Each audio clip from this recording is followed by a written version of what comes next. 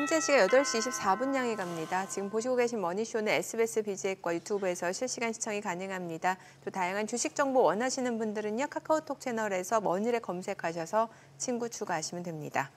드디어 엔비디아 실적이 나왔는데 실적은 괜찮았는데 시장의 기대치가 높았던 걸까요? 최근에 AI 거품론까지 나오고 있는 상황에서 굉장히 이제 AI 빅테크 기업들 이 한 기업의 성과를 넘어서 AI 투자 열기에 대한 좀 바로미터 역할을 했기 때문에 좀 많은 분들이 관심을 가졌던 것 같아요. 네. 예. 그 보면서 진짜 저 고등학교 때 저희 도구 선생님이 다시 떠올랐습니다. 왜요? 너희 저 결혼하고 나서 결혼 기념일 첫 번째 때 센 데 가지 마라. 그냥 짜장면에다가 탕수육 정도만 추가해라. 처음부터 기념일이라고 반지 사주고 그거 해외 여행 가고 이러면 감당 안 된다 이러더라고요. 이제 그게 디폴트가 되는 거죠. 오늘 아침에 엔비디아 관련해서는 우리 도구 선생님이, 우리 물소 선생님이 생각났습니다. 아 참. 네. 아니, 비유가 이렇게 찰떡이세요. 그렇게 들어주시면 감사하고요. 네. 네. 오늘 함께해 주실 분 모셔보겠습니다. 네. SK증권 리서치센터 윤원태 자산전략 부사장님 함께합니다. 어서 오세요. 네, 어서 오세요. 안녕하십니까. 제가 기억이 가물가물할 정도로 되게 오랜만에 나오신 것 같아요. 네, 그죠? 맞습니다. 예. 아니 윤 부장님 지금 자산전략 부사장이면은 네. 주 고객이 누구예요? 기관 고객이 메인이고요. 기관 고객. 최근에 이제 지점 고객들도 많이 만나고 지점 있습니다. 고객들도 네. 많이 만나시고 만나 보시면 아마 좀 그거 현장 분위기를 느끼실 텐데 저는 그게 궁금하네요. 지점 고객들. 최근에 제가 지난주에 삼천포 지점을 다녀왔거든요. 삼천포? 네, 저 멀리 남쪽에 있는 네. 지점 다녀왔는데 열심히 설명드리고 요즘 미국 경기는 이렇고 어때고 그러면 지점 고객들 항상 그러세요. 그래서 뭐 사요?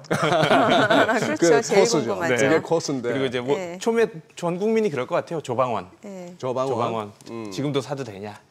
삼성전자는 어떻게 될 것 같냐? 거의 대부분 공통 질문이 여기서 이제 기결되는 것 같더라고요. 그래요. 네. 조방원. 그런데 전반적으로 개인 투자분들의 어떤 표정이나 말씀하시는 거기에서 지금 벌고 계신 분이 더 많은 것 같아요? 아니면 이렇게 걱정스러워서 이렇게 세미나에 오신 분들이 많으신 것 같아요? 우선은 수익권에 계신 분들이 많은 것 같은데 리밸런싱에 대해서 고민이 되게 깊어지는 시점인 것 같아요. 아무래도 비싼 구간에 왔다라고 모두들 인식하는 것 같고 팔고 뭐 살까가 지금 첫 번째 화두인 것 같고요. 네. 조방원을 들고 계신 분들은 더 갈까에 대해서 고민하고 있는 것 같고 네. 아니면 팔고 다른 이제 싼 걸 살까에 대해서 고민이 깊어지는 시점인 것 같더라고요. 거기 가서 그러면 뭐 살까요를 분명 물으실 텐데 네네. 그럼 종목까지 언급해 주세요. 저는 종목은 좀 피하고 있습니다. 최대한. 네. 섹터까지만. 제가 섹터까지만 말씀드리고요. 종목은 저도 전문가가 아니기 때문에 섹터 위주로만 말씀드리고 있습니다. 어떤 섹터 말씀 주세요? 보통? 우선은 이번에 이제 조방원 중에 조선만 더 갈 것 같다라고 지난주에 말씀드렸는데 어제 또 네네. 우연찮게 또 더 가는 모멘텀이 생겼던 것 같고 네. 방산 이제 조방원 순서 내려온 것 같아요. 제 생각에는 원전은 최근에 좀 이슈가 있다 보니까 문제가 점이 드러날 수 있을 가능성이 있어서 방산은 다시 또 수주 모멘텀이 있긴 하지만 조선보다는 약할 것 같다라고 생각해서 조선으로 우선은 첫 번째는 조선이다라고 말씀드리고 있습니다. 아니 어제 유난히 장 분위기 안 좋은 와중에 조선만 튀었는데 네. 그 모멘텀이라는 게 뭐였죠 어제? 합병 이슈. 합병? 네네. HD 현대가 그 사무중공업과 합병을 한다라는 예. 이슈가 사실은 발표는 오후에 났는데 예. 오전부터 주가는 상승을 하기 시작을 했습니다. 그리고 그 얘기 처음 나온 것도 아닐 텐데. 네, 근데 우선은 결정이 예. 되는 수순이었고 예. 초대형 조선사가 탄생한다라는 기대감 때문에 해당 HD나 사무중공업이 아닌 삼성중공업까지도 같이 상승하는 모습이 나타났었습니다. 아니 그 합병이 왜 주가 상승 요인이에요? 우선은 경영 효율라고 하던가 아니면은 작은 건 아니지만 큰 거 작은 거에서 작은 거 하나 합쳐버리면은 초대형 조선사가 된다라면 글로벌 조선사들과의 경쟁에서 우위에 설 수 있는 예. 환경이기 때문에 예. 중장기적으로 봤을 때는 호재로 볼 수 있지 않을까 싶습니다. 그러니까 HD 현대중공업이 현대미포를 흡수 합병하는 거죠? 네, 맞습니다. 예. 그래서 HD 현대중공업의 경쟁력이 커지는 건 알겠는데 합병 예. 통해서 그래서 주가가 오르는 건 알겠는데 삼성중공업은 왜 또 덩달아 갑니까? 그냥 조선주 다 같이 간 것 같습니다. 조방원에서 조선 이슈다 그러면 지금 코스피에서 사실 상승 모멘텀이 없는 와중에 이제 하나의 네. 모멘텀이 생기다 보니까 다시 또 조선주를 같이 끌어올리는 모습이었던 것 하기야 같습니다. 그게 시장이죠. 네. 네.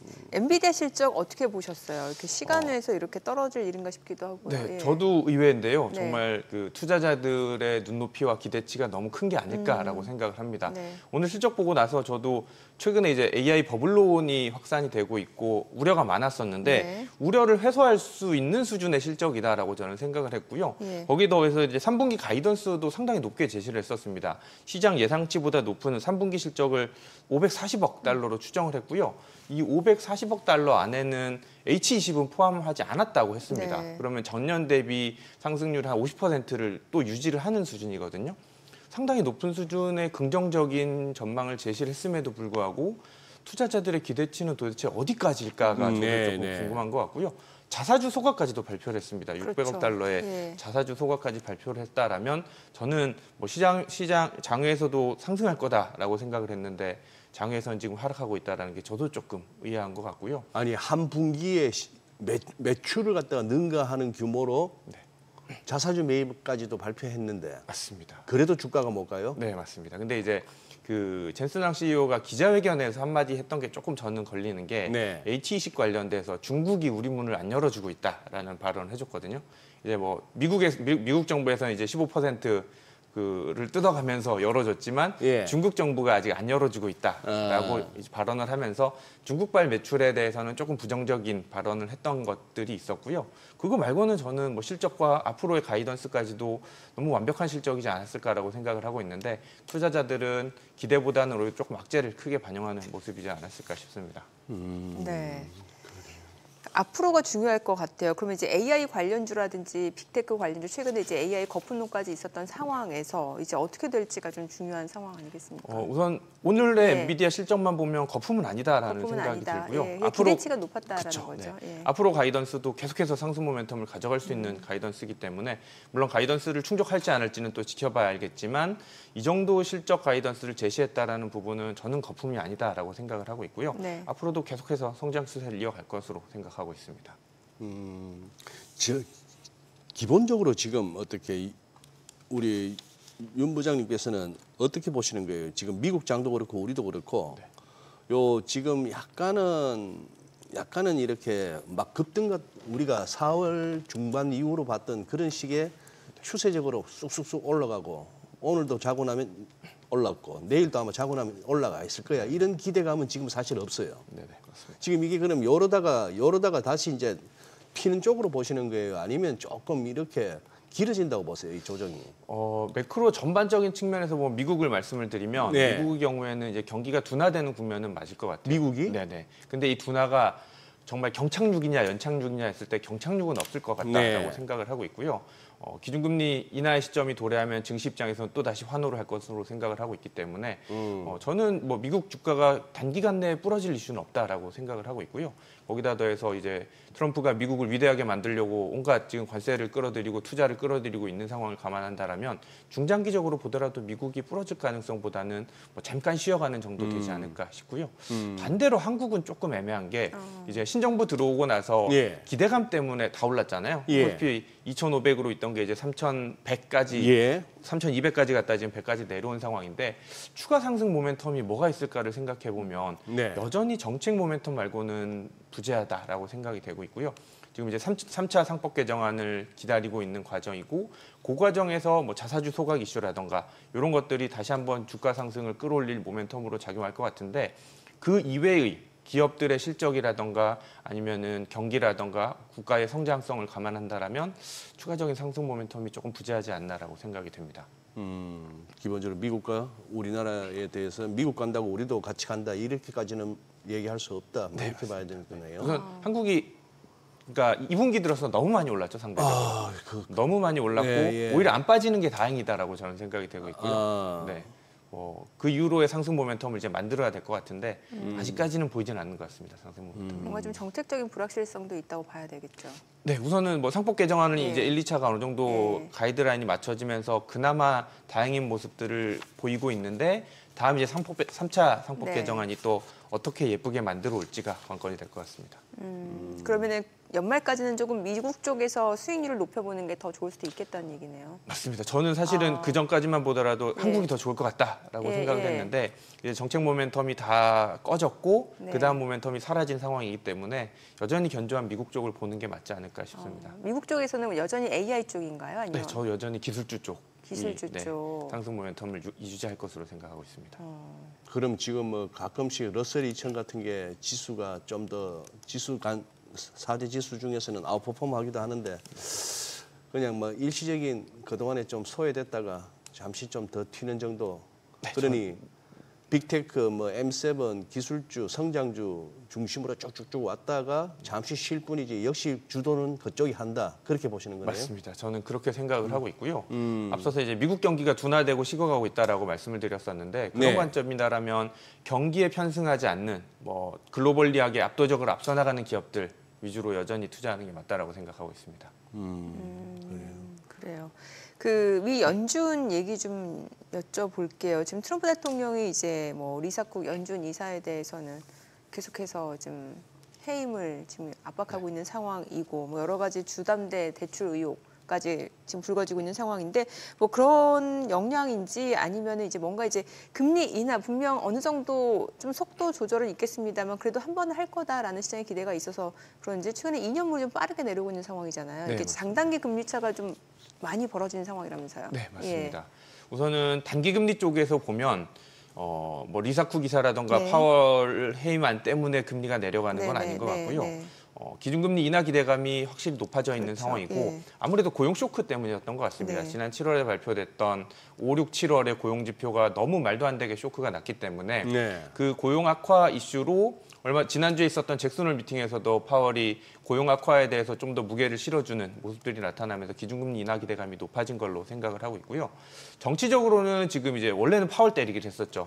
파월을 해임한다, 고소를 예. 한다, 다 이제 안 되니까 결국에는 연준 이사까지 발을 펼치는 모습인 것 같은데 리사쿡 이사를 해임하기도 저는 쉽지 않을 거다라고 생각을 하고 있고요. 그게 뭐 모기지 대출을 어떤 그 사기를 했는지는 모르겠는데 그런 부분과 관련돼서 직접적으로 대통령이 해임할 권한은 없다라고 저는 생각을 하고 있고요.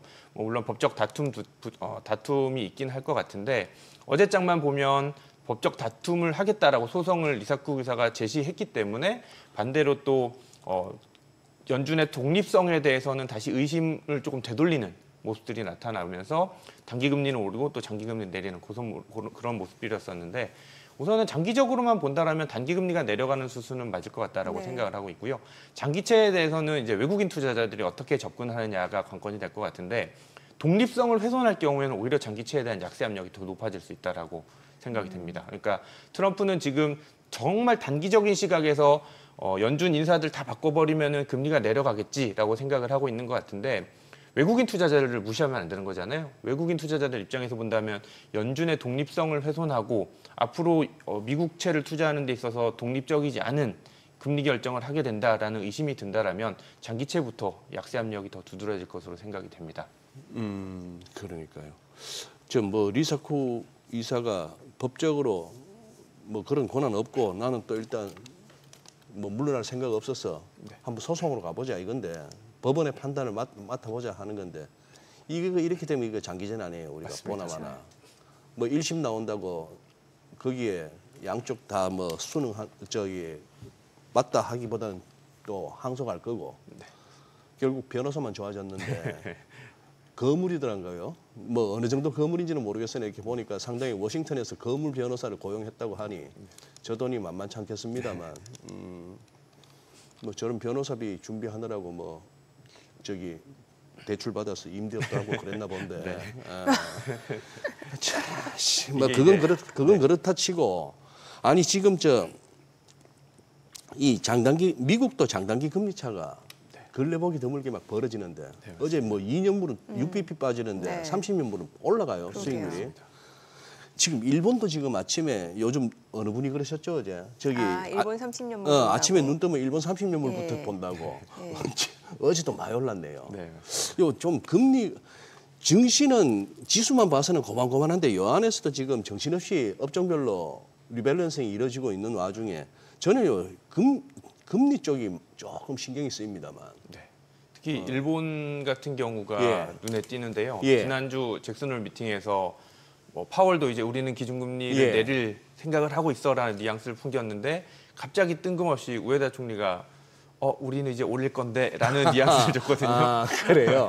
네, 우리는 지금 올릴 고민하고 있다. 그 의도가 뭘까를 조금 생각해 보면 네. 작년 그 엔캐리 트레이드 충격이 엄청 컸었잖아요. 작년 8월에. 네, 근데 이제 일본은 물가만 보면 올릴 만한 명분은 충분한 것 같아요. 예. 일본 지난 소비자 물가 지수가 3.1, 3.3에서 3.1로 조금 내려오긴 했었는데 목표 물가 모든 국가가 목표 물가를 2%로 제시하는 상황에서 그 부분을 상회하는 물가 수준이다라면 인상을 하기에는 충분한 명분이 되는 것 같고요. 뭐 우선은 BOJ는 인상을 하겠다라는 계획을 계속해서 발표하고 있는 상황이기 때문에 BOJ의 인상 때문에도 글로벌리하게 금리에 대한 변동성이 조금 커질 가능성도 있을 것 같고요. 거기에 대해서 BOJ는 인상을 하면서 또 국고채 매입은 안 하고 있습니다. 추가적으로 확대를 하고 있지는 않습니다. 그렇게 되다 보니까 장기금리가 계속해서 인상 모멘텀 때문에도 더 오르고 있는 모습들이 이어지고 있는 것 같습니다. 지금 미국 재무부가 6월 국제 자본 흐름 통계 이제 TIC를 발표했는데 지금 보니까 중국 미국채 보유액이 지금 4개월 만에 증가했다고 하네요. 이거는 맞습니다. 어떤 신호로 저희 받아들이면 될까요? 증가는 맞는데요. 예. 지금 이제 전월 5월 그 중국의 미국채 보유액이 7,563억 달러였어요. 근데 1억 달러가 늘었습니다. 1억 달러. 네. 그러니까 사실상 이제 유지가 된 수준인 걸로 보는 게 맞을 것 같고요. 7,563억에서 7,564억 4억으로 달러가 늘었습니다. 됐다는 그러니까 거예요. 아주 소폭 미미하게 늘었는데 의미가 있는 건 3월 이후로 계속 줄이고 있었거든요. 예. 3월 이후로 중국이 보유한 국고채를 미국채를 계속해서 줄이고 있다가 네. 이제 멈췄다라는 게 의미가 있는 것 같고요. 늘었다기보다 이제 멈췄다가 의미가 있을 것 같고 중국이 그동안 계속해서 미국채를 보유하는 목적은 여러 가지가 있을 것 같은데 첫 번째는 대미무역 흑자에서 나오는 그 달러 자산으로 대부분 미국채를 보유를 하게 되는데요. 2020년 이후로 계속해서 줄이고 있습니다. 그리고 역사적으로 2010년 이후로 계속해서 장기 추세는 줄이고 있는 상황이고요. 그게 이제 중국의 미국채 수출량이랑 비교해 보면 거의 상관성이 비슷하게 나타나는데요. 대미무역 흑자가 나면 그만큼을 미국채를 보유하게 되는데 지금 이제 미중 간의 무역 분쟁과 또는 글로벌 공급망 체인이 바뀌다 보니까 거기서 이제 미국과의 대미 무역 흑자가 줄어들면서 미국채 보유량도 계속해서 줄어드는 모습이 나타나고 있는 것 같고요. 일시적으로는 중국은 이제 미국채를 가지고 또 무기화하고 있죠. 미국과의 분쟁과 있어서 이슈가 있을 때는 관련돼서 일시적으로 매도를 하면서 미국채 금리를 상승 압력으로 주면서 이제 무기화하는 모습들도 있는데 이번 3, 4월 때가 좀 그런 이슈가 있었던 것 같습니다. 아무래도 관세 부과를 한다라고 해서 중국이 일시적으로 좀 매도하는 모습들. 트럼프 일기 때도 비슷한 모습들이 있었고요. 이번에도 있었는데 이제 다시 조금 말아 올리는 그런 모습들이 앞으로는 나오지 않을까라고 생각을 하고 있고요. 원래 가졌던 수준이 한 7,600억 달러 정도 올 초에 그 정도였었는데 그 정도까지는 소폭 조금 늘리지 않을까 싶고요. 중장기적으로 봤을 때는 여전히 대미무역 흑자 폭이 줄어들고 있기 때문에 길게 봤을 때는 다시 또 줄어드는 양상으로 갈 것 같습니다. 그러네요. 예. 지금 저기 미국채 보유 상위국들 쭉 나왔습니다만 우리가 들고 있는 거 해봐야 전체 한 4,100억 달러가 좀 넘는 걸로 제가 기억하는데 외환 보유고 그 중에 상당 부분이 뭐 미국 채권일 수도 있다고 보면은 저기서 조금 뒤로 처져야 되는구나. 최근에 이제 특징적인 거는 사실은 예. 중국만 줄였습니다. 중국만. 중국만 줄였고요. 예. 일본과 영국은 계속해서 늘렸고 예. 연초에 영국이랑 중국이랑 보유량이 비슷했었는데 영국은 연초 이후로 한 1,000억 달러 정도 더 늘려서 이제 중국과의 갭을 크게 띄우면서 이제 1, 2, 3위가 원래 일본이 1등이었고 2, 3위가 비슷한 수준이었었는데 이제 1, 2, 3위가 완전히 갈리는 네. 영국이 이제 2위로 올라서는 모습이 나타나고 있습니다. 오늘 금통인데 네.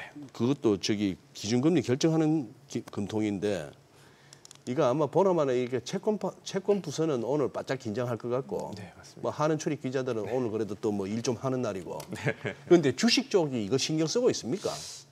거의 신경 안 쓸 것 같고요. 코스피의 영향력은 최근에 금통위 결정이 크게 영향받지 않는 모습이었었고요. 우선은 동결이냐 인하냐에 있어서 예. 시장 많은 사람들이 동결을 전망을 하고 있는데 예. 만약에 인하를 하게 된다면 예. 코스피에서는 호재로 작용할 가능성이 있을 것 같습니다. 인하해주면은 네, 깜짝 인하기 때문에. 증시로서는 네. 호재로 받아들일 수 있다. 네, 맞습니다. 그나마 재료가 없는 과정에서 인하는 깜짝 인하로 호재로 작용할 가능성은 있을 것 같습니다. 근데 지금 가능성은 동결 가능성이 더 커 보인다. 개인적으로 저는 인하 의견인데요. 개인적으로는. 네, 지금 시장에서 한 80% 이상의 사람들이 동결을 전망을 하고 있는 상황입니다. 그래요. 네. 이제 뭐 비호재도 관심 있게 좀 봐야 되는 거고 상황에서 지금 오히려 금리 인상 가능성 높아지고 있잖아요. 그러면은 지금 이제 연준은 금리를 이제 인하를 하게 되고 비호재 인상을 하게 되고 이렇게 되면은 이제 그때 언제죠? 그 엔캐리 트레이드 청산 우려 때문에 막 자금이 다 일본으로 다 갈 거다 이런 얘기 있었잖아요. 이게 맞습니다. 다시 또 재점화될 수 있다는 얘기가 나오네요. 네, 그게 작년 7월이었었는데요. 작년 7월. 엔캐리 트레이드 청산 가능성이 그때보다 오히려 더 높아지는 거죠. 현재. 지금이 미일 간의 금리 차가 계속해서 지금 예. 좁혀지고 있고요. 연초 대비해서 지금 한 0.9%포인트까지 좁혀졌습니다. 그럼에도 불구하고 아직 갭은 많은데 한 예. 3.5% 정도까지 10년물 기준으로 아직까지 네. 차이는 나는데 이 갭은 앞으로 계속 좁혀질 수밖에 없는 것 같고요. 그 과정에서 10월에 만약에 BOJ가 인상을 해버리면 네. 엔캐리 트레이드 청산에 대한 가능성은 좀 더 열어놓을 필요는 있을 것 같고요. 다만 이제 BOJ 입장에서 보면은 그 엔화는 계속해서 지금 엔저가 이어지고 있는 상황이기 때문에 네. 그 부분을 조금 안도하고 있는 것 같아요. 근데 이게 만약에 조금 더 충격을 가하게 된다면 영향을 줄 가능성은 있을 것 같고요. 작년에 이제 엔캐리 트레이드 청산이 충격을 갔던 게 BOJ가 깜짝 인상을 했었거든요. 네네. 그러면서 이거 이렇게 되는 거 아니야라고 해서 이번에는 잭슨홀 가서 그 조금 예고 차원에서 우리 이제 인상할 거야라고 충격을 완화하기 위한 예고를 하고 있다라고 생각이 듭니다. 그러면 여기서 그냥 또 훌쩍 질문의 순서를 바꿀 수밖에 없는 게 아니 우에다 총재는 우리는 내리는 쪽일 거야. 우리가 생각해도 일본이 내릴까 오릴까 하면 지금 내릴 룸은 거의 없고 이제 올리는 쪽으로 가야 그렇죠. 되고 예.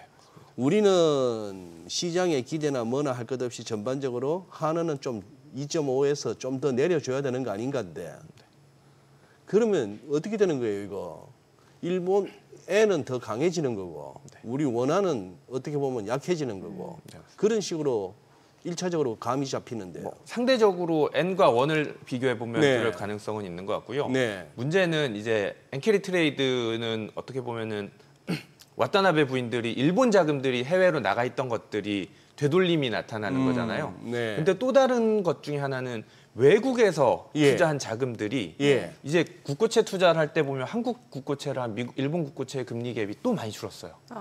그렇기 때문에 이제는 일본 투자하는 게 더 괜찮을 것 같은데라고 생각할 수도 있기 때문에 예. 한국에 투자하는 외국인들 입장에서 보면은 오히려 또 그게 분산될 수 있는 가능성이 있어서 한국의 장기 국고채 입장에서 보면은 약세 압력으로 존재할 가능성이 있습니다. 그리 한국 국고채 좀 들고 있던 일본 투자자들이 아니요. 그 가능성도 있죠. 일본 자금이 한국으로 들어온 자금들도 돌아갈 가능성이 있고 다른 거기에 더해서 한국과 일본이 아닌 외국인들이 네, 다른 한국에 투자하던 외국인들이 이제 일본 괜찮아 보이는데 금리 괜찮은데 그 얘기? 네. 네. 일본 장기 국고채 금리 이제 한국이랑 비슷해졌네 투자할 만한데라고 이제 분산돼서 투자할 가능성이 있다는 거죠. 그래서 우리나라 국고채 가격은 하방 압력이 좀 있을 수밖에 없는 상황이고. 맞습니다. 네. 환율은 그러면 특히 이제 뭐 미국도 사실은 이제 일드 커브가 벌어지고 있는데 예, 예. 한국도 벌어지고 있는 이유가 장기물에 대한 매수가 약해지고 있거든요. 약해지고 있다. 수요가 약해지고. 한국 국고채 장기물의 경우에 이제 10년물과 30년물이 조금 차이가 나는데 10년물은 이제 누구나 투자하는 국고채 네, 10년물이고요. 30년물은 보험사 수요가 대부분인데 최근에 30년물의 수요가 조금 둔화되고 있어요. 보험사들 킥수 비율을 조금 완화 적용시켜주면서 초장기물을 살 만한 유인이 많이 사라져서 예. 30년물이 조금 약세 압력을 최근에 받고 있고요. 10년물의 경우에는 이제 이재명 정부가 들어서고 나서 확장적 재정 정책을 계속해서 펴려고 있고 내년 정부 예산안도 지금 증액할 가능성이 높기 때문에 그렇게 된다면 또 적자 국채 발행하겠지. 적자 국채 발행하면 장기물 위주로 약세 압력을 발행을 많이 하기 때문에 그런 입장에서는 일드 커브의 약세 압력이 계속해서 존재하고 있습니다. 아마 지금 뭐 채권 시장 종사자분들이야 실제 트레이딩 하시는 분이나 전략 세우는 분들이나 리서치 하시는 분들이나 모여서 이런 얘기할 것 같으면은 이제 이게 소위 말해서 커브 전략을 어떻게 가져갈 것이냐 그렇게 되면 장기물 팔고 단기물 사야 되나 이런 부터 해서 자기들 나름대로 이제 돈 벌기 위해서 이제 머리가 막 복잡해지는 거고 외환 시장 딜러들도 이렇게 모여서 이 얘기를 할 것 같으면 그러면은 뭐 N원 롱이네. N원 환율 오른다 쪽으로 베팅을 해야 되겠네. 이런 식의 극이 나오겠습니다만 주식하는 사람들 입장에서는 또 결국이 그래서 뭐 사요? 그렇게 되면 그렇게 되면 뭐가 수혜가 나옵니까? 그러면 그렇죠. 이게 그 이제 또 그럼 일본 주식이랑 비교해봐야 되잖아요. 네. 요즘 니케이 계속 맞아요. 오르다가 조금 쉬었는데 예, 계속 조금 오르고 쉬고는 있는데 있습니다만. 그 모멘텀이 이제 일본은 외국인들이 많이 들어오는 게 아니라 일본 자체적인 자금으로 투자가 많이 이루어지고 있고요. 일본 네. 지금 임금 상승률이 계속해서 높아지다 보니까 거기서 나오는 여유 자금으로 지금 지주 시장으로 증시로 이제 자금이 흘러오고 있는 상황인데. 한국의 경우에는 모멘텀이 지금 앞서 부재하다라고 네네. 말씀드렸었는데 그렇게 되다 보니까 거기에 또 이제 와타나베 부인들이 그동안 외국에다 다 투자해놓은 분들이 다 자금을 끌어들이면 일본의 니케이 상승 추세는 더 이어질 가능성이 있을 것 같습니다. 허허. 상대적으로 그래서 지금 일본 증시도 더 코스피 대비해서는 상승 모멘텀이 있을 것 같습니다. 그러면 지금 글로벌리 봤을 때 우리나라를 제외하고는 최근에 중국 쪽도 보니까 괜찮고 네, 지금 맞습니다. 일본도 좀 숨고르게 하고 있는 상황에서 괜찮은 상황이고 미국도 앞으로 좀 수익률 높여갈 수 있는 상황이고 그럼 국내 증시만 지금 매력이 없는 거예요. 지금 저도 그 상승 모멘텀을 찾고 싶은데 예. 이제 뭐 남아 있는 상승 모멘텀은 어떻게 보면은 그 자사주 소각 3차 아. 3법 배정안 예. 거기서 하나를 찾아야 될 수밖에 없을 것 같고요. 그리고 이제 배당 시즌이기 때문에 예. 배당에 대한 조금 초점을 맞추는 구간이다라고 생각이 됩니다. 그래요. 아 이러니까 자꾸 우리 이 시간에 미국 얘기, 일본 얘기, 뭐 중국 얘기만 자꾸 하고 국내에 대한 비중이 자꾸 줄어드네요. 일단 호가를 보면서 보시죠. 예, 네, 얘기를 네. 좀 이어가 봐야 될 그래요. 것 같습니다. 자, 오늘 양시장 예상 체결 지수부터 좀 확인해 보도록 하겠습니다. 먼저 코스피입니다. 오늘 코스피 약보합 출발 예상되고요. 지금 3,182, 코스닥은 0.5% 하락 예상됩니다. 예상 체결 지수는 797포인트죠. 시가총액 상위 종목 예상가 보도록 하겠습니다. 삼성전자 오늘 보합 출발 예상되고요. SK하이닉스가 1% 하락 예상됩니다. 지금 호가는 25만 7천 원. LG 에너지솔루션, 삼성바이오로직스 보합 예상되고요. 이 가운데 HD 현대중공업 어제도 11%가량 급등을 했었는데 오늘 추가적으로 5% 강세가 예상되고요. 이미 시가총액 순위를 보더라도 5위까지 올라온 상황이죠. 호가 53만 2천 원으로 집계가 됩니다. 현대차는 오늘 0.4% 하락 예상되고요. 지금 호가 21만 9천 원, 기아 보합 예상되고 있습니다. 삼성전자 우선주 보합 예상되고요. 한화 에어로스페이스는 0.6% 하락 예상됩니다. 예상가 90만 천 원이고요. KB금융 2% 하락 예상됩니다. 현재 보합으로 다시 집계가 되네요. 자, 오늘 장에서는 이제 뭐 반도체 쪽 섹터 좀 개장 이후의 상황 좀 체크해 보시고 조선주도 좀 보셔야 될 것 같고요. 코스닥 시가총액 상위 종목 예상가도 보도록 하겠습니다. 알테오젠 오늘 0.8% 상승 예상됩니다. 어제 물량이 나오면서 4% 하락으로 마무리가 됐었는데 오늘 일부 좀 반등이 예상되고요. 호가는 42만 6,500원. 에코프로비엠 0.2% 하락 예상되고요. 호가는 13만 100원. 에코프로는 0.9% 상승 예상되고요. 펩트론이 1% 약세가 예상됩니다. 호가는 31만 5천 원. 파마리서치 하락 출발 예상되고 있고요. 삼천당제약입니다. 오늘 1.4% 하락 예상되고 호가는 19만 1,200원. HB 보합 예상되고요. 레인보로보틱스 지금 호가에서 보합 예상되고 리가캠바이오, ABL 바이오는 각각 상승 출발 예상되고 있습니다. 자, 이제 개장까지 한 7분가량 남았는데요. 일단 오늘 뭐 코스닥 쪽에서는 이제 제약바이오 뭐 2차 전쟁 좀 보셔야 될 것 같고 오늘 코스피 조선주 사실 어제장에서도 보면은 시장 전체적으로는 좀 하방 압력이 있었던 상황에서 조선주가 또 어제 조선주 예. 그렇게 안 해줬으면 그렇죠. 지수 많이 밀렸을 예. 거 아닙니까? 조선주가 열일을 했죠. 열일했죠. 예. 그러니 예. 그리고 모나미 열일했고 모나미 근데 음봉이었어요. 은봉이었어요. 예. 트럼프 대통령이 이렇게 꽂혔다고 하는 그 두께와 네. 아름다움 그거는 모나미에서 만드는 거 맞나요? 그거? 어제 그 말씀 주셨을 때 그 안에 10만 10만. 모나미라고 겉에 케이스는 다른 이제 중문 제작 그 막 봉황 문이 있고 막 예, 그렇다고 그랬어요. 그 회사 우리 회사가 그거 만들었습니다 하고 바로 저기 IPO 추진하세요. 뭐 그 딴 거 케이스 있습니까? 업체. 인기 있을 때 네. 사람들 관심 가질 때 바로 IPO 하는 거죠. 일개 유튜버도 뭐 상장 운운하는 나라인데 일개 그냥 뭐 저서 무슨 뭐 짬뽕집 자 그러면은 저기 뭡니까 저 여기서 아니 저 정부는 5천까지도 제시를 하는데 우리 윤 부장님께서 기본적으로 뭘 그렇게 지금 그동안에 달려온 속도 때문에 말씀하시는 겁니까? 아니면 실적 때문에 말씀하시는 겁니까? 뭐 두 가지 다일 것 같습니다. 속도도 너무 빠르게 올라왔고 네. 올라왔던 근거가 실적보다는 정책 기대감이었잖아요. 정책 기대감으로 그랬죠. 다 올라왔는데 정책이 어느 정도 다 발표가 됐고 이제 구체화되는 단계에 있기 때문에 그 부분 다 반영됐다라고 저는 선제적으로 반영됐다라고 생각을 하고 있고요. 다음 정책을 이제 더 기대해 봐야 될 것 같아요. 다음 정책은 뭐 좀 전에 말씀해 주셨었는데 상장해봐라, 뭐 IPO 추진해라라고 하는데 그런 가이드라인을 강화해야 되지 않을까라고 저는 생각이 됩니다. 그러니까 IPO라던가 상장사들의 기준을 강화해서 상장사들을 조금 줄여야 되지 않을까라고 생각을 하고 있고요. 예. 주가의 그러니까 종목 수를 조금 줄이는 정책도 같이 가져가야 되지 않을까라고 생각을 하고 있고요. 국물이 좀 사골 육수가 좀 쫄아야 되는데 네, 맞습니다. 계속 갖다 부으니까 아, 지금 물 붓는 거예요? 네. 계속 종목만 추가되다 보니까 그러니. 이게 보수가 줄어들어야 되는 건데 늘다 보니까 그 부분도 이제 약세압력 코리아 디스카운트가 되지 않을까 싶어서 그런 정책들이 또 추가적으로 나와준다라면 상승 모멘텀이 더 가지 않을까 싶고요. 실적은 사실은 뭐 지금 방향성만 본다라면 크게 상승을 가져가기에는 어려운 환경이다라고 생각을 하고 있고요. 기업들 실적만 놓고 기업들의 봤을 실적이요. 때는. 네. 그러니까 조방원의 실적은 압도적으로도 계속해서 뭐 예. 상승 추세를 펴겠지만 그 이외의 실적들의 경우에는 추가적인 상승 모멘텀이 약한 구간이다라고 생각이 듭니다. 제약바이오는 어떻게 보세요? 우선 첫 번째 이슈는 그 품목 관세. 네네. 트럼프의 품목 관세가 어떻게 매겨지는지가 네. 관건이 될 것 같고요. 품목 관세가 한국에 또 뭐 최혜국으로 그 혜택을 줄지 안 줄지는 사실은 모르겠는데 그렇죠. 관련돼서 그 부분이 첫 번째 이제 모멘텀이 될 것 같고요.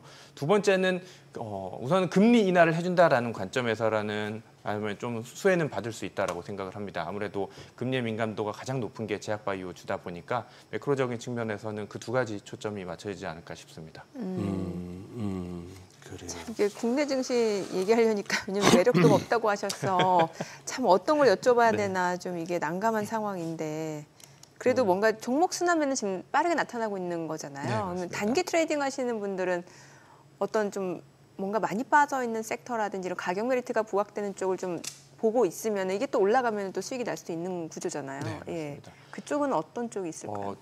앞서서 간단하게 배당 말씀해드렸었는데 지금부터는 이제 실적 기반이 되고 네. 배당이 나오는 종목들을 좀 보면 좋을 것 같아요. 뭐 가장 대표적으로 우리가 잘 알고 있는 게 현대차, 뭐 기아차 이 정도일 것 같은데 실적 모멘텀은 계속해서 유효하게 상승 네. 모멘텀을 가져가면서 실적 모멘텀을 가져간다라는 거는 그래도 주가의 하방은 무조건 잡아주는 거잖아요. 네. 주가의 하방은 잡아주면서 배당이라는 이슈는 지금 국내 증시에서는 어떻게 보면은 모멘텀이 없는 국면이기 때문에 그 모멘텀이 없는 국면에서 하나의 모멘텀을 가져가기에는 지금 시기적으로는 배당 이슈, 네. 배당 시즌이 돌아오기 때문에 배당 이슈를 가지고 종목을 가져가면은 괜찮지 않을까라고 생각이 됩니다. 배당 이슈. 그리고 기본적으로 아까 이제 조방원 중에서도 순서대로다. 네. 그나마 제일 좋아 보이는 게 조선. 그다음에 이제 그렇게 말씀을 하셨는데 여기서 이제 그거 하는 거잖아요. 뭐 리밸런싱 차원이 됐건 아니면은 지금도 주변에서 이제 막 이렇게 새롭게 시작을 해볼까 내지는 처음으로 한번 주식을 해볼까 하는 분들이 자꾸 생기세요. 네네. 제가 봐서는 그게 제일 크고 우선 이 저금리 시대다 보니까 뭔가 이 저축, 저금, 적금에 갖고는 어디 가서 얘기하기가 뭐하다는 그게 좀 있어요. 거기다가 자산 가격은 막 가파르게 올라가고. 가파르게 올라가고 있고. 예. 그래서 그리고 또 들리는 얘기는 전부 벌었다는 소문밖에 없으니까 어디 가서 나 터졌어라고는 얘기 잘 안 하니 이 부분이 큰데 이게 그렇잖아요. 솔직한 얘기로 처음 시작하는 분이나 아니면 터져서 잠시 또 쉬었다가 새 마음으로 하시는 분이나 이게 그렇게 쉽습니까? 그렇죠. 이게 하는 족족 벌린다면은 다 이거 하지. 예. 그런데 지금 여기서 그러면 눈에 띄는 게 그동안 좋았던 조방원부터 살피게 되는 거예요. 네, 맞습니다. 아니면은 소위 말하는 전문가들이나 방송에서 언급을 안 해서 그렇지. 왜 언급을 안 해? 안 움직이니까 언급을 안 해줍니다만 축 처져 있는 거 여기서 그냥 아예 새로 묻어놓고 시작하는 거 어느 게 좋을까요? 우선 개인적으로 조방원의 상승 모멘텀이 조금 있다라고 생각이 되는 게 오히려, 예. 저희 누나가 아직까지는 물어보진 않더라고요. 아하. 조방원 사도 돼라고 물어보지 그때가 어떤 이제 저는 연구자님도 꽂히다라고 주변에 생각하는데 인디케이터가 있구나. 맞습니다. 네. 누나가 아직 안 물어봤기 때문에 네. 조금 더 상승 모멘텀은 있지 않을까 싶고요. 뭐 그 섹터별로 조금 이슈는 있을 것 같습니다. 방산의 경우에는 지금 러시아 우크라이나 전쟁이 만약에 휴전이나 종전을 하게 된다라면 그것도 악재로 일시적으로 작용할 가능성은 있을 것 같고요. 그다음에 원전은 뭐 체코 원전 관련돼서 계약이 어떤 조건으로 마무리가 되는지 또 아니 뭐 사실 계약은 다 완료가 된 것 같은데 예. 지금 정부 조사의 결과가 어떻게 나온지에 따라서 또 한번 조금은 흔들릴 가능성은 있을 것 같고요. 아니면은 뭐 그 일시적인 이벤트만 아니다라면 조방원의 실적 모멘텀은 앞으로도 계속해서 상승 추세를 이어갈 것으로 보고 있고요. 다만 이 주가가 그 부분을 다 선반영했는지 여부는 조금 더 고민을 해봐야 될 시점일 것 같고요. 네, 일단 오늘은 반도체 쪽도 좀 받을 것 같네요. 아무래도 엔비디아 실적 그러니까요. 때문에 예. 시간외에서 좀 하락을 했잖아요. 근데 지금 호가에서 보니까 이제 SK하이닉스가 좀 약세가 예상되는데 오늘 반도체 쪽도 좀 눈여겨 보셔야 될 것 같습니다. 자, 오늘 국내 증시를 확인해 보죠. 개장합니다.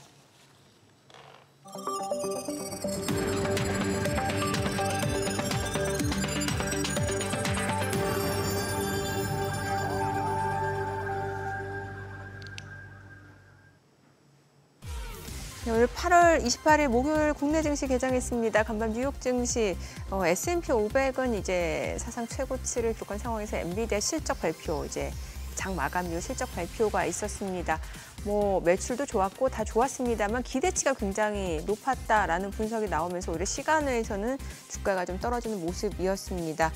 자, 일단 오늘 국내 증시도 이런 부분 좀 반영이 되면서 SK하이닉스가 호가에서 좀 약세가 예상이 됐던 모습인데 출발 지수부터 좀 보겠습니다. 코스피가 0.3% 떨어집니다. 3,175, 코스닥 약보합권으로 800포인트고요. 시가총액 상위 종목 시초가 보겠습니다. SK하이닉스는 확실히 많이 떨어지네요. 지금 2% 하락입니다. 지금 25만 3,500원. 그리고 삼성전자도 0.7% 내림세 7만 100원 선이고 LG 에너지솔루션은 올라갑니다. 37만 5천 원, 삼성바이오로직스 소폭 하락이고요. 삼성전자 우선주 5만 7,250원, 0.78% 떨어지네요. 현대차 소폭 하락입니다. 지금 21만 9천 원, 그리고 한화 에어로스페이스 90만 4천 원이고요. HD현대중공업 호가와는 분위기가 다릅니다. 지금 1.3% 하락합니다. 51만 4천 원. 기아가 0.58% 상승하고요. 10만 4,100원. KB금융이 하락합니다. 10만 7,500원에 거래되고 있습니다. 코스닥 시가총액 상위 종목 시초가도 보겠습니다. 오늘 알테오젠 0.4% 반등 보여줍니다. 42만 5,500원. 에코프로, 에코프로 모두 올라갑니다. 13만 1,100원, 그리고 5만 5,400원. 펩토론, 파마 리서치가 좀 떨어집니다. 31만 5천원, 69만 7천원이고요. 삼천당제약이 1.9% 약세입니다. 19만 400원. 레인보로보틱스가 지금 상승합니다. 보합권 상승폭이 좀 축소가 되고 보합권 움직임 이어집니다. 지금 28만 6,500원. 리가캠바이오가 좀 떨어집니다. 14만 8,700원이고 에이벨바이오는 0.9% 상승합니다. 9만 5,700원. HLB는 1% 하락 흐름 이어지고 있습니다. 오늘 로봇주가 좋아요. 지금 사실 이제 레인보로보틱스는 좀 소폭 하락이긴 합니다만 로봇주 내에서는 이제 나우로보틱스가 지금 15% 급등을 하고 있습니다. 17,560원 선이고요. 또 TXR 로보틱스가 11% 급등 중이고 로보티즈 2.8% 올라갑니다. 클로봇도 상승 중이죠. 22,200원. 하이젠 R&M 3.4% 올라가고요. 네, 보시다시피 TXR 로보틱스가 10% 급등하고 있고 뉴로메카, SPG 다 올라갑니다. KNR 시스템, 오늘 ENM 또 올라가는 모습이고요. 코닉 오토메이션 11% 급등합니다. 2,370원 선.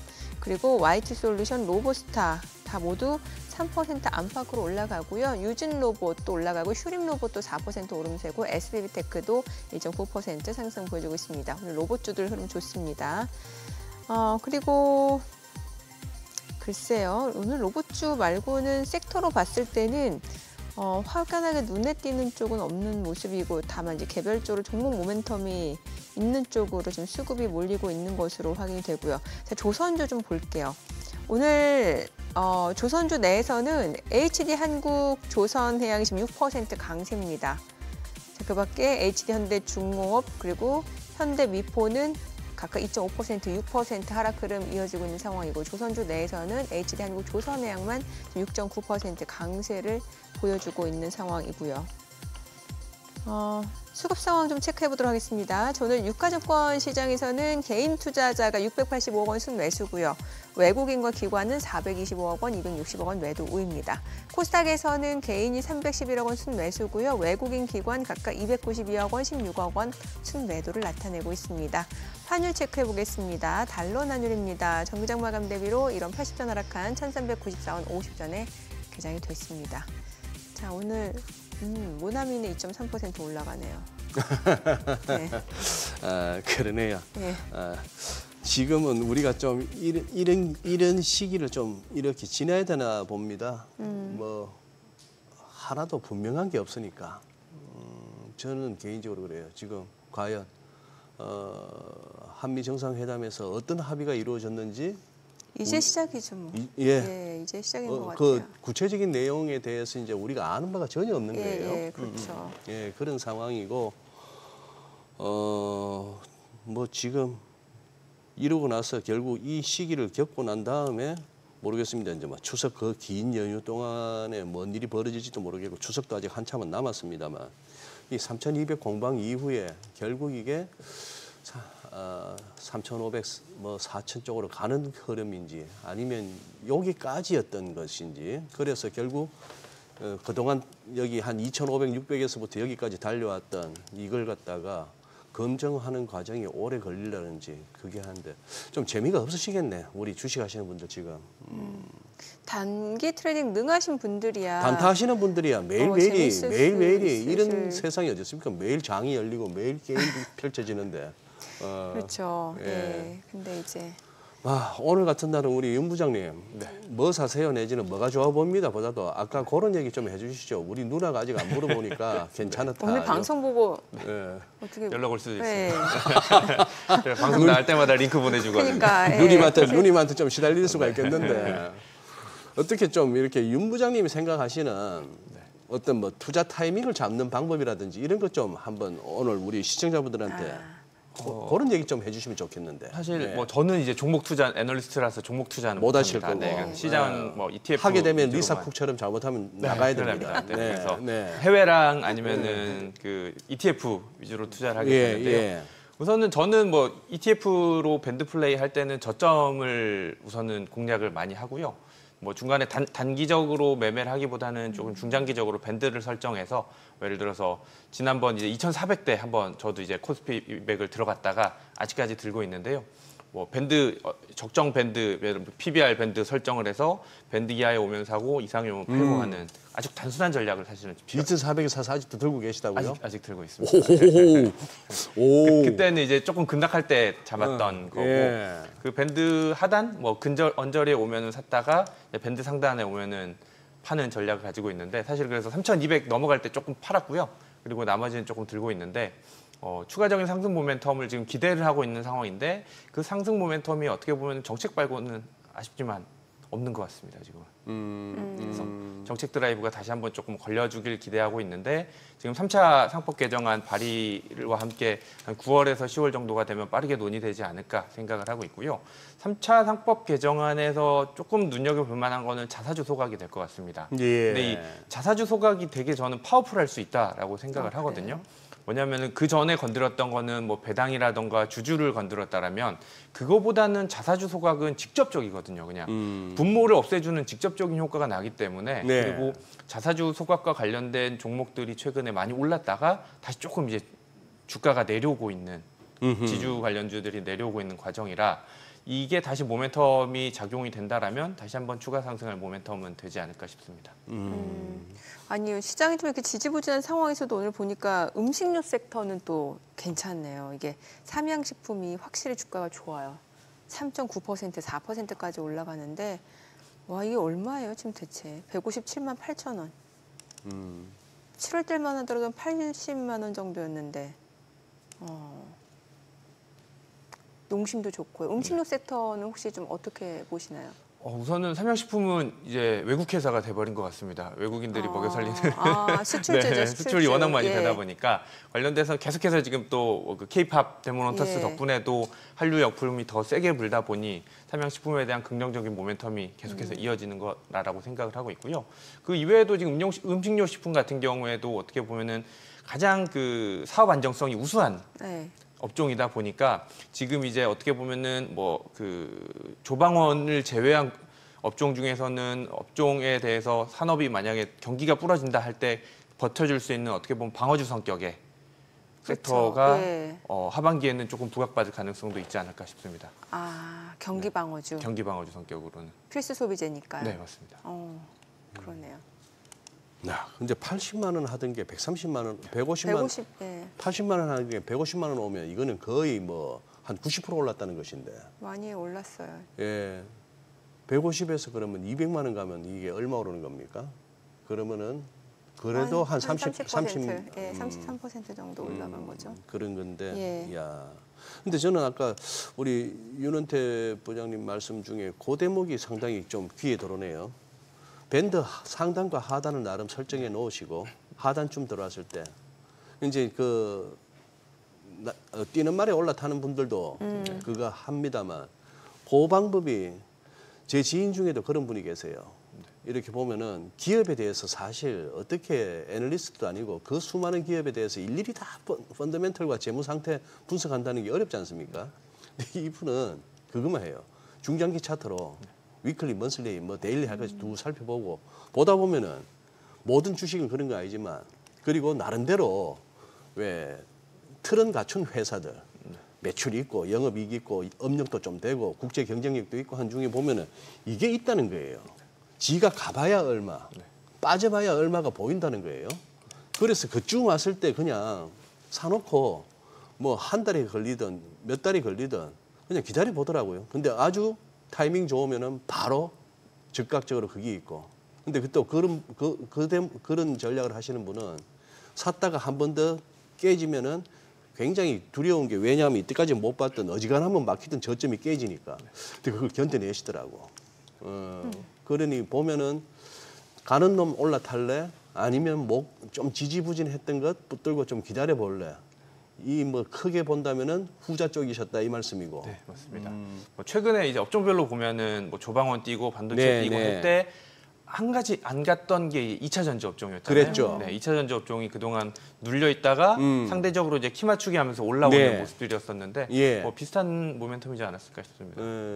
얼추 다들 이제 200일선은 올라섰는데 그러고 나니까 이제 약간 매물대에 좀 또 한번 매물대 소화가 필요한 그런 과정인 것 같고. 그래요. 저기는 미국 쪽은 지금 뭘 건드리세요 그러면은 개인적으로? 저는 최근에는 미국 주식은 이제 안 하고 있고요. 네.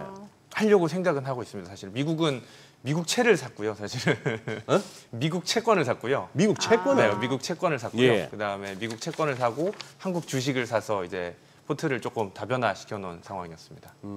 한국 주식 당분간 매력 없다고 하셨잖아요. 네, 지금 이제 2,400에 들고 있던 코스피 그거, 200을 아직까지 들고 아직 있고요. 들고 계신 거. 그다음에 미국채는 30년물을 사서 좀 높을 때 사서 수익권입니다. 그래도. 그 2,400, 그 2,800 정도면 털고 싶어질 텐데 잘 견디셨네. 예. 사실 바빠서 못 팔았습니다. 바빠서 못 판. 예, 그것도 복이죠.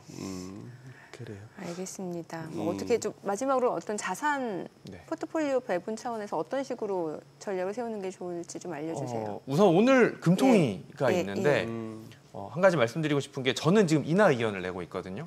인하? 인하 의견을 내는 게 앞서서 이제 주식시장 전망도 말씀드렸었는데 한국의 경기가 상당히 지금 안 좋아요. 안 좋기 때문에 저는 하루라도 빨리 인하해야 된다라고 생각을 하고 있고요. 만약에 깜짝 인하가 되게 되면 증시에서는 깜짝 호재로 작용하지 않을까 단기적으로는 생각을 하고 있고요. 뭐 지금 한국은행 동결을 전망하시는 분들의 대부분이 아직까지 부동산도 여전히 상승 추세에 있고 가계부채가 여전히 증가 추세에 있기 때문에 이번엔 쉬고 10월에 인하할 거야라고 기대를 하시는 것 같은데 부동산 가격도 저는 어느 정도 잡혔다라고 생각을 하고 있고요. 절대적인 비교로 작년 10월에 한국은행이 인하를 시작을 했는데 작년 10월 인하할 때보다 주간 기준 부동산 가격 상승세는 더 꺾였어요, 지금.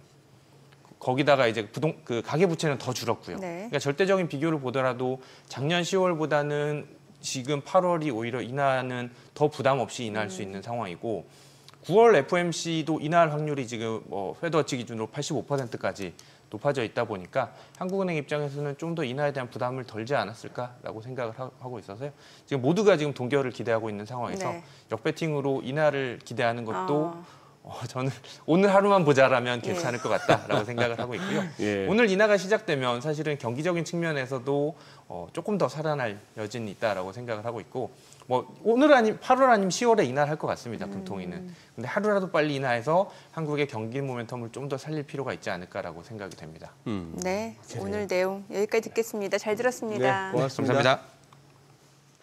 오늘 들으신 내용과 관련해서 더 다양한 정보 원하시는 분들은 카카오톡 채널에서 원일에 검색하셔서 친구 추가하시기 바랍니다.